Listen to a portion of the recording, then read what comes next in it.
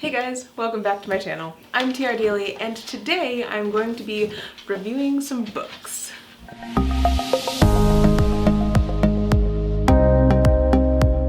So last year, at the end of 2019, I started doing a video series where I review all of the books that I read during the year. Now last year I did not read quite as many books, so I was able to do that. But this year, I know during quarantine a lot of people have been having trouble focusing and reading, but for whatever reason, I was not one of them. I am reading like more than I ever have before. I am nearly at the end of my Goodreads reading challenge for the year, and it's only May. So I realized that I couldn't do all the books I read at the end of the year because the video is going to be like 2 hours long.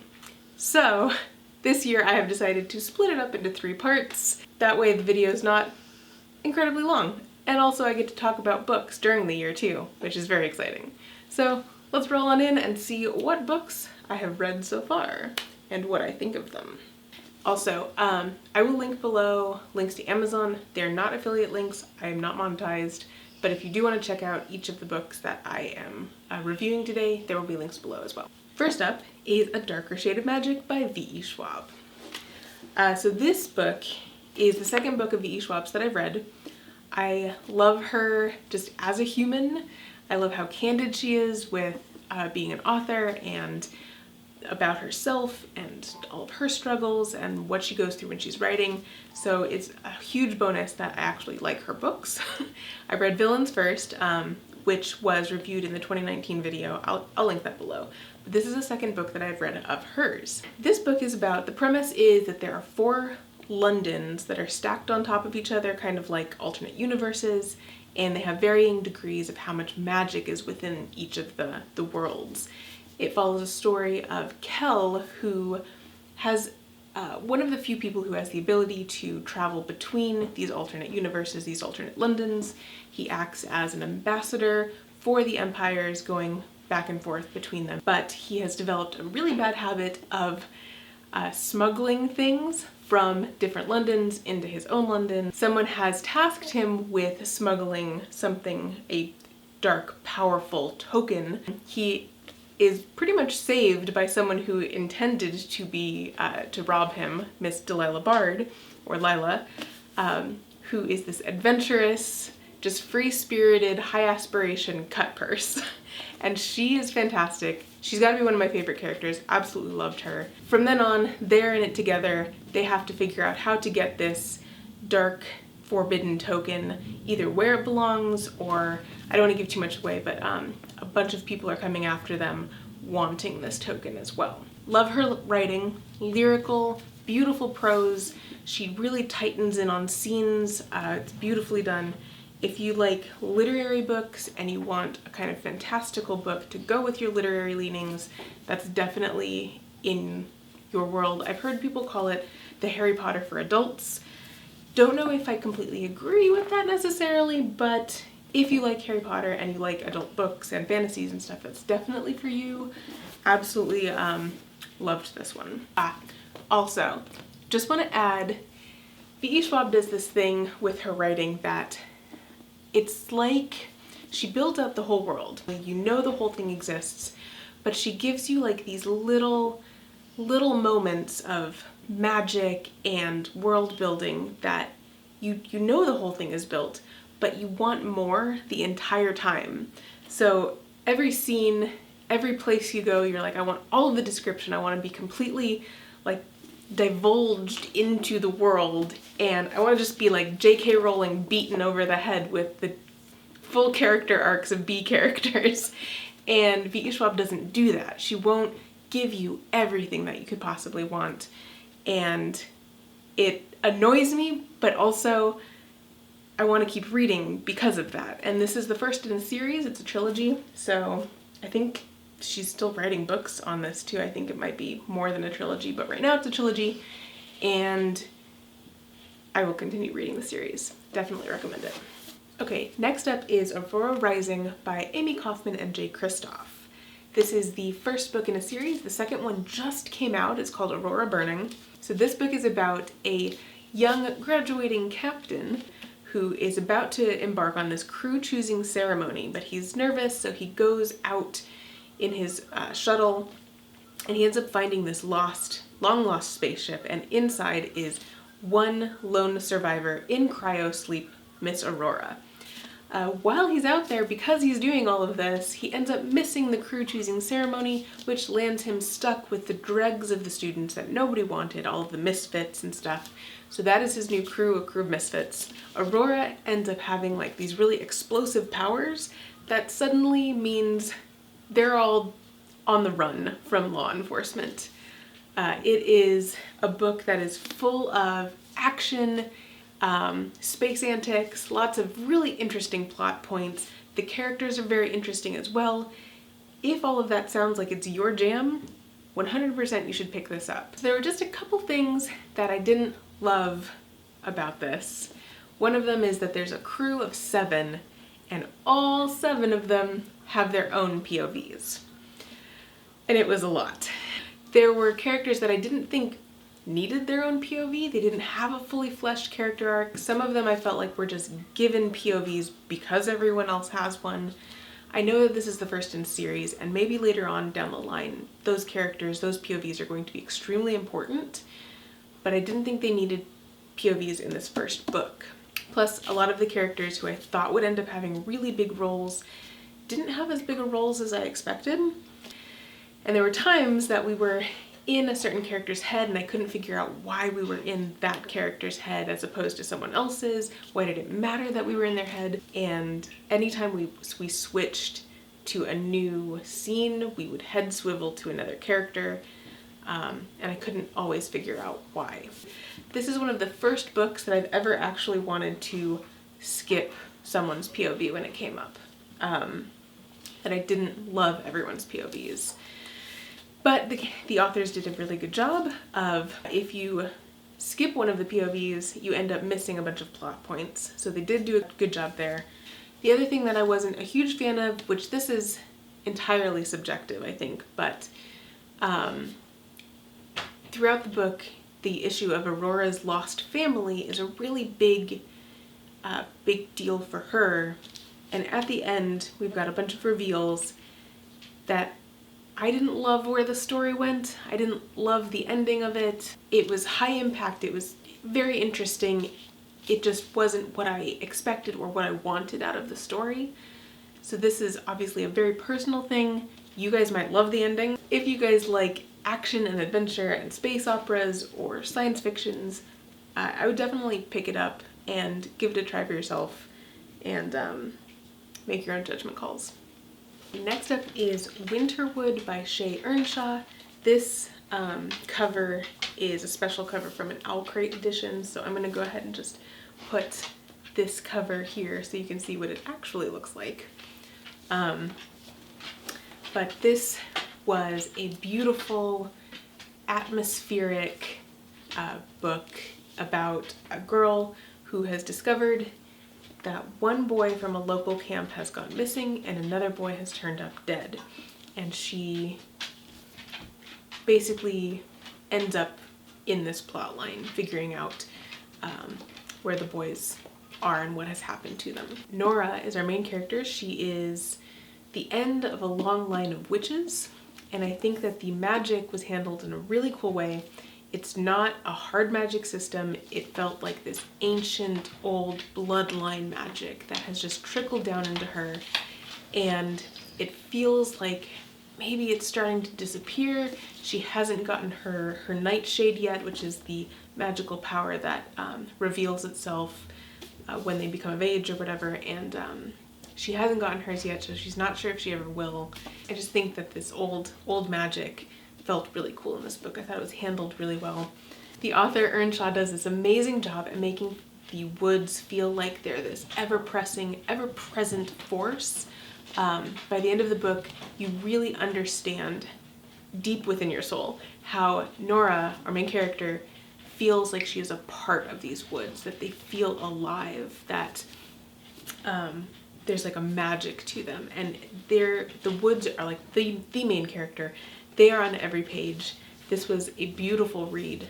One thing that I really liked about this was that it felt like the main character Nora it almost felt like this deep-seated imagination of understanding stories about your family and feeling like you could be special and that you could see the magic in the woods. And then by the end of it, it's never clear which way it goes, in my opinion. I think that it still feels like someone's imagination who's trapped at the top of the woods in a snowstorm, and like how your imagination runs away with you.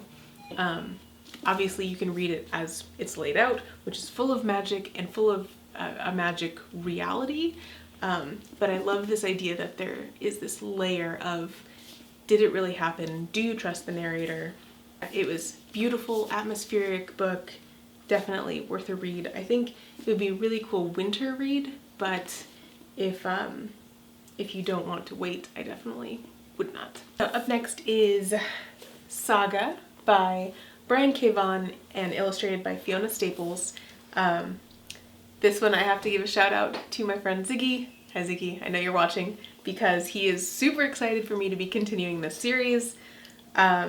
So in 2019, during that review, I reviewed Saga Volume 1 of this guy, which has, I think, 6 chapters in it.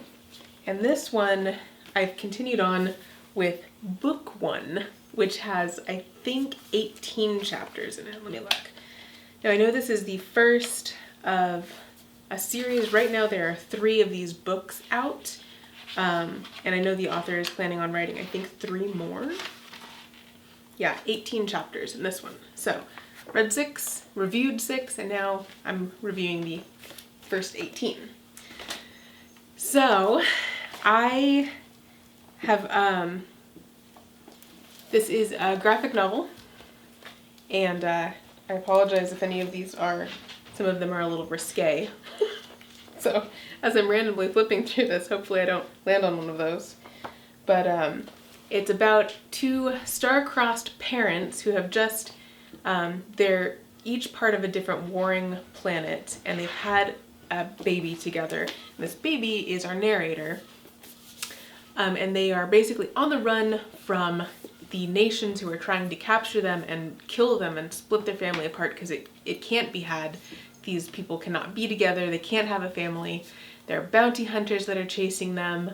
Whole lot of stuff is going on as far as the main plot goes. I think the reason that I love this so much is the unique side characters. They have, I'm gonna call her a ghost. She's like a poltergeist babysitter who can shape-shift into things. I won't tell you her exact powers, but she's like a shapeshifter. And there's also a cat named Liar Cat who can detect when you're lying and will tell you and everyone around you when you are lying.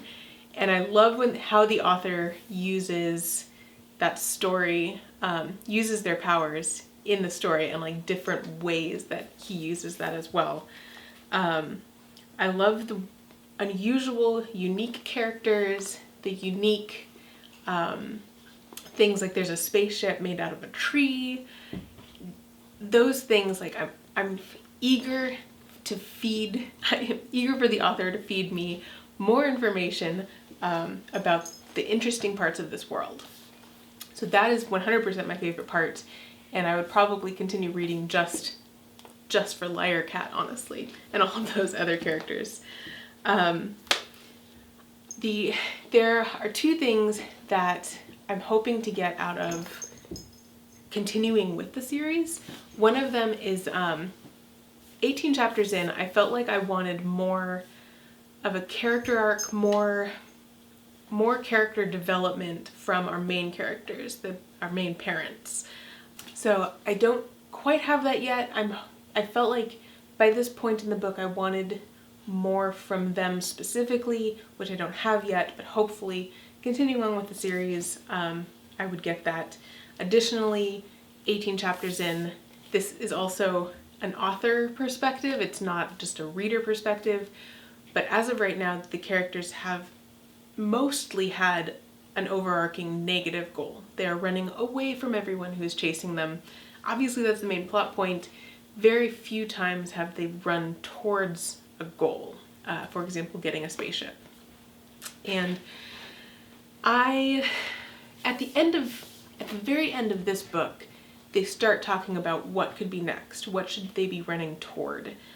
Getting into that positive goal. So I know that the positive goal is coming, and with that promise, I will probably keep reading. But up until this point, it was just a negative goal, and I wanted so much more. But the fact that I wanted more, I think, is a good sign. So I really enjoy like mixing things up. I don't always read novels. Sometimes, like probably next video, I will be reviewing a poetry book. So I definitely enjoyed Saga, and I will continue reading. So yeah, really excited about that. Next up is House of Salt and Sorrows by Erin A. Craig. So this is also an Outcrate cover. This is the normal cover. They're pretty similar, so it's not like Winterwood, but this is a special cover, just so you know that's why it looks different. So I have heard nothing but good things about this book, and it did not disappoint. So this is a retelling of the fairy tale called The 12 Dancing Princesses. It's about a girl named Annalee, or Annalay, I don't know, I read things and then I don't know how I'm supposed to pronounce them, who lives in a manor with her father and her stepmother and her. Originally, as a whole, there were 12 daughters, and now there are 8 because 4 of them have died. Now, Annalee is disturbed by ghostly images at night, and she's beginning to think that the most recent sister who's passed, that the accident was no accident, that she thinks that she has been murdered, and she needs to figure out who might be behind it. Now, meanwhile, the daughters have all been dressing up and going to balls every night, but they don't know who or what they could be dancing with around the kingdom. So it becomes this ticking clock, this rush to find out who is behind the murders before another daughter dies. So first off, the flap copy and the blurbs on this, and people's reviews even, make it sound like it's scarier than it is. I was expecting like a real horror book here, but I don't think it was as scary as everyone says it is. There are definitely some creepy, scary, ghostly things that happen, and those scenes are beautifully rendered, but the entire book was not like that. The entire first half of this book is spent with these girls going out to balls, these glittering balls. I was not fully prepared for how much time is spent describing glittery fabrics and hair and makeup and all of this talk about what they're wearing to the balls and stuff. It was actually up to the midpoint that I thought maybe this book is for girls who are a lot more into that, or boys who are into like the pretty dresses and makeup and stuff like that. So I understand now, having read it, why it was important to spend so much time detailing out the balls.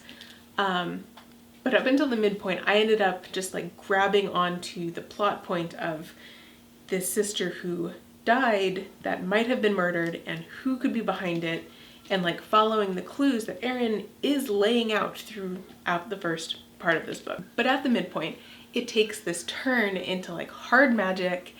It starts opening up this world of, in their world, they have gods that walk among them, and they're like rumored to be in certain parts of the kingdom and everything. So it just went hard left into that part of it, and that really drew me in. I couldn't stop reading from like the midpoint to the end.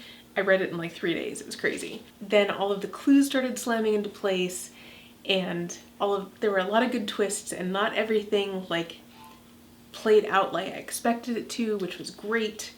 I think that there were a few things that I don't know if they were dropped plot threads or like maybe things that were missed in editing, and there were a couple times that I felt like characters were making unusual decisions and I had to suspend my disbelief, but they were very small moments that not everyone is going to even notice, so those things are not going to break this book.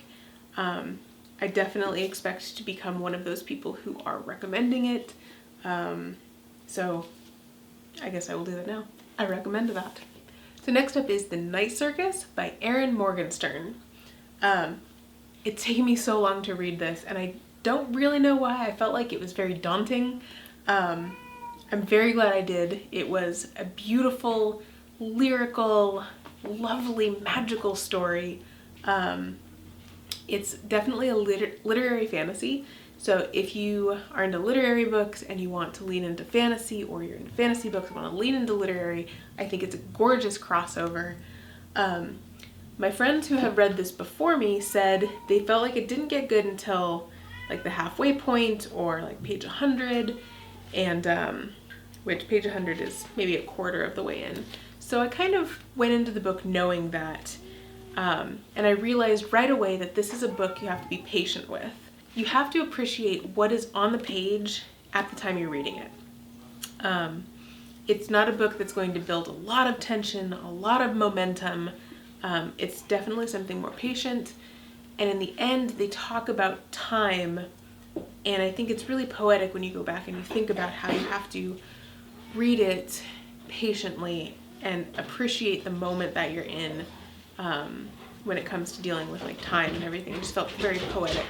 So this book is about a circus that only arrives at night. It's very mystical and magical, and it is about the competition between two magicians who have been training for like 30 years, and unbeknownst to them, only one can be left standing.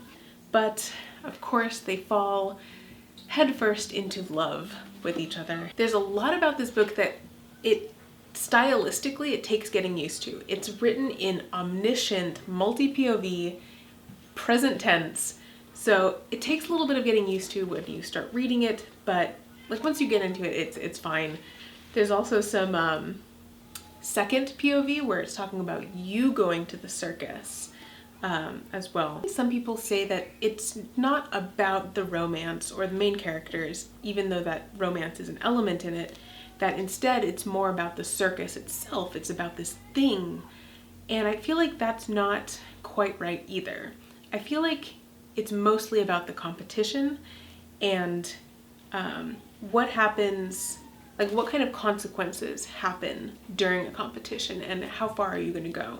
So I was particularly captivated by their slow tumble into love and how each of them magically are like building the circus together in a way, and the magic that they portray begins to feel like love letters to each other. And I thought that was really romantic and very beautifully written. And I was captivated knowing that only one could be left standing, and I was really interested in how that was going to play out, and seeing all of the different aspects and tents that are included in the circus and all of the different cast of characters in this book.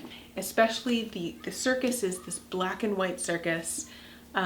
Everything about it is black and white. It's all run, one of their mentors is a man who only ever wears gray, which is like this combination of those two things. From the beginning, there was always this idea that there was a mixed point, always this addition of gray.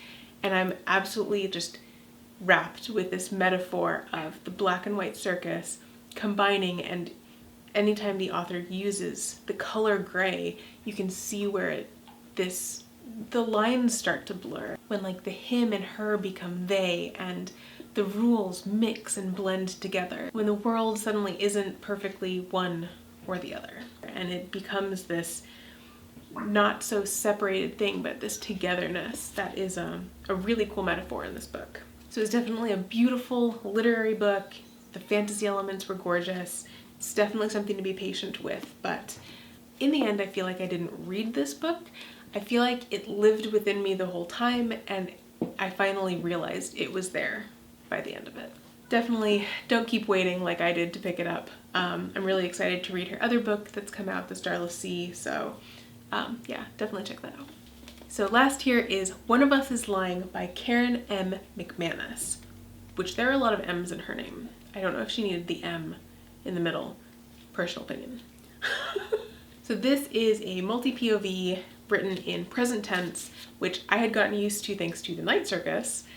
So it didn't take me as much effort to get into this, but maybe it would if you're used to reading like past tense. I think the thing that really hooked me on this was the voice. I definitely feel like these are young adults. We're definitely in high school. There was no doubt about that in my mind. But every chapter is dated and stamped, so it's written perfectly linearly, which is wonderful considering it's multi-POV, it's a mystery, we've got a lot of working parts, so I think writing it linearly with no overlap in time was a really great decision. I read this so fast. I read it in like 4 days, which is unheard of for me. I thought it was great. I will definitely pick up the second book. However, I want to do this without being too spoilery. So, first off, there's a lot of stereotypes in this book. It is right here on the book flap that there's the brain, the beauty, the criminal. I mean, it's no surprise that Karen McManus is having a cut and dry, trope-tastic time. Like, there's a lot of tropes going on. I think the characters do end up feeling well-rounded, and in the beginning they make fun of the fact that there are so many stereotypes. So I think it's fine. And it's definitely got those Breakfast Club vibes. So now, this book is about a character. There are a whole lot of high-profile classmates who all have secrets, and it's about a character who is into gossip, who is trying to pull all of those secrets to light. So, teenagers keep things secret for a reason, and it's about a character trying to dislodge those secrets and utilize them for a gossip column. I feel like there are a lot of times where those secrets are used as a surprising plot point, or are weaponized, or are villainized. Different like character, or different like personality traits, different things that are normally difficult to deal with, are weaponized and villainized in this. So I think that there are definitely aspects of this book that can be triggering for some people. I don't think that the author ever tries to hide that fact, and it just feels like it's not handled super gently. The weaponizing and villainizing of certain character or just human traits. So if you're going to read this, I loved the book, but if you're going to read it, know that it could be triggering for certain people. So that's just something to look into. I don't want to say exactly what those traits are because they are plot points, but and it would become spoilery, but it is something to know going into this. However, I think it was a great young adult book. I think it was a great mystery. I definitely spent time, like I had my initial idea of what was happening. In the middle, there were a whole bunch of red herrings thrown out that kind of kept me guessing and questioning my original theory. So in the end, I think it was a great mystery for people who are looking to get into mysteries, for that young adult reader in your life as well. I will hesitantly recommend it. So if you're looking for a pretty easy read, pretty gentle mystery, then yeah, I definitely pick it up. Okay, so that is all I have for you this time.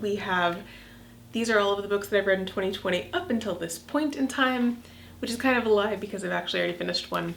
Next time on the book reviews of 2020 part 2, which will probably come out in August, you will see my review of Illuminae, which is the first in a really popular young adult science fiction series, and book 2 of the Six of Crows series, Crooked Kingdom. So you'll see those next time. I hope you guys have enjoyed. Definitely like, follow, or do whatever because you live your own life. And I'll see you guys next time. See you later. Are you gonna give me the Dino, or are you just gonna show it to me? You're gonna give it to me? Okay. You got a Dino today. It's like a different one for every video. Yeah, good job. Thank you.